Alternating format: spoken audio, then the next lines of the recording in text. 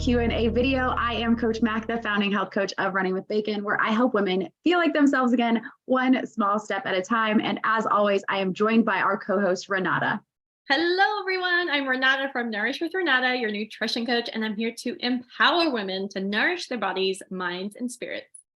And today we are doing just that. We are empowering because we had such a good question, one that I get often, or I guess I get a version of it, but often about food and exercise and really anything under the sun that's health related. And the question was, how do I do modifications? And now when they asked me this specific question, it was fitness related. But as I was sharing with you before we started recording this, that I get just as many questions about modifying food stuff, whether it's swaps, healthier swaps, or my grocery store doesn't have something or things like that, as I do fitness, like, hey, I can't do squats today. What should I do instead? Or my shoulder hurts. So what can I do instead of these dumbbell presses? So I am really curious how you are going to answer this question for how to do modifications.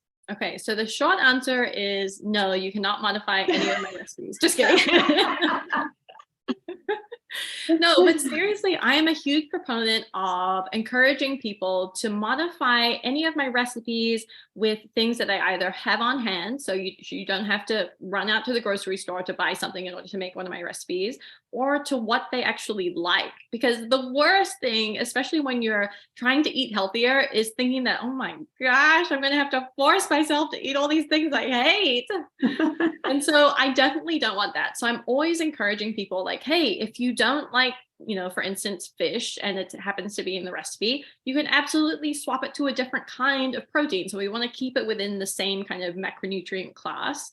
So we want to swap it to like a chicken, or we maybe want to swap it to turkey or beef or seafood. And so in that case, that's a great example of swapping to something that you actually like, which is very important, because if you like something, then you're more than likely to continue to eat it. Secondly, swapping things to what you have on hand. So whether you are at the grocery store and they don't have something that's on the list, like the grocery list or the shopping list for a particular recipe, or if you're just at home and you're looking through your pantry and you're like, ooh, I don't have that to make this recipe, and thinking you got to scrap the whole thing, a great resource is literally going to Google and seeing, okay, if I don't have tomato paste, what can I use instead of it? You can use ketchup, right? Or for instance, for some recipes, if I don't have enough butter, then you can use some kind of oil normally. And so these are all great kind of substitutions that you can make based upon what you have on hand. Now, obviously, just like I mentioned before, it's not like, oh, I don't like zucchini, so I'm going to swap it out for chocolate chips. Like, it's not quite the same. So we want to swap it for something similar. And especially when it comes to like nutrient dense foods, we want to keep it to more nutrient dense foods and not junk food.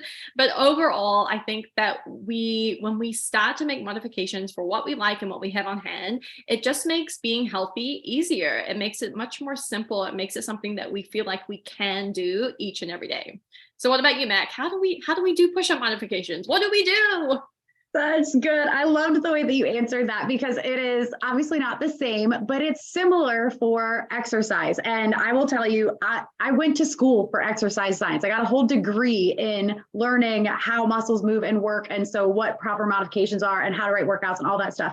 So let me preface that by saying you can go to school for years and still be learning more about what to modify, when, and why. However, it doesn't have to be that complicated. So like you said, keeping foods in similar macro and nutrient density and things like that, very similar thing in exercise. So if you want to swap out an upper body exercise, swap it out for another upper body exercise, or say lower body exercise, same thing, a core exercise, swap it out for something else that's in that same category. And if you want to go one layer deeper, you can swap it out for they call them like push-pull type exercise, like similarities in one layer more specific. So example, a push-up is a pushing exercise. So you could substitute out maybe a dumbbell press. So because you're pushing still the weight up, pretend I was laying down in the dumbbell press. Or if it's something that's pulling, like a pull-up, you might swap it out for a pull down, like a lat pull down. Same thing with lower body. Is it a hamstring exercise or a quad exercise or a glute exercise? You can swap it out for a similar exercise. And I do want to say though, when I got this question, that I want one big giant caveat. If you are modifying because it hurts or you are injured, you are allowed to skip exercises altogether. It is not going, because you skip an exercise doesn't mean like, oh no, I ruined this whole workout. I ruined the whole plan. I'm not going to get the results I want. It's one exercise in one workout in a whole big plan.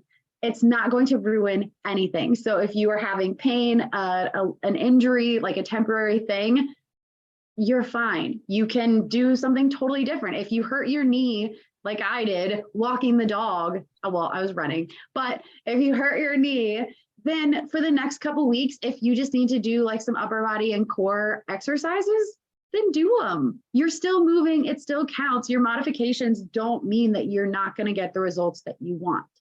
And also, along with that, if you are getting your program made by someone else, be sure if you have any long-term injuries to let them know in advance, just like you would for Renata and a nutrition plan. If you have food allergies or you hate certain foods, let them know up front so then they can do the modifications up front for you. Same with a workout. If you come to me and tell me that you have an old shoulder injury that's never gone away, well, I can program around that and come up with modifications and things like that beforehand. So it just goes to show you, you can get a lot of help from the internet, a lot of help from a coach. It doesn't matter however you want to do your modifications, but there are some simple swaps that you can make. Just keep them in the same categories. So is that close to your food answer?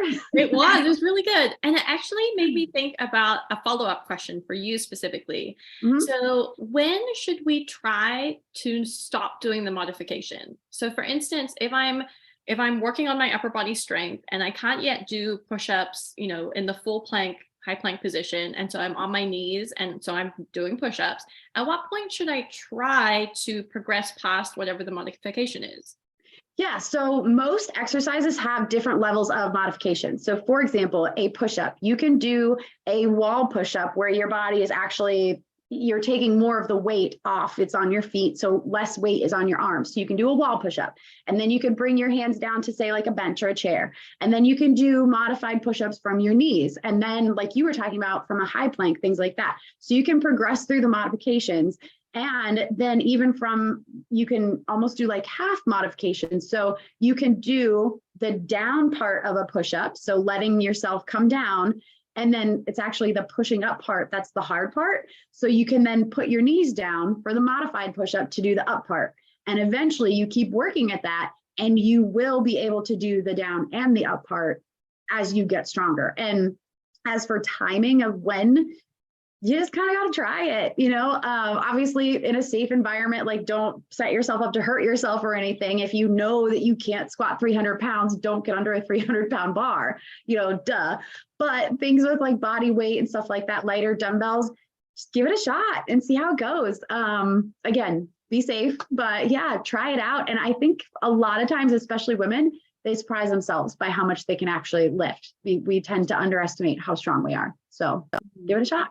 Yeah, that's so good. And I think the same thing actually with food, because I know a lot of people have food aversions, let's say from childhood. Like I remember my mom would make Brussels sprouts when I was a kid, and I was just like, they are the worst thing I have ever eaten.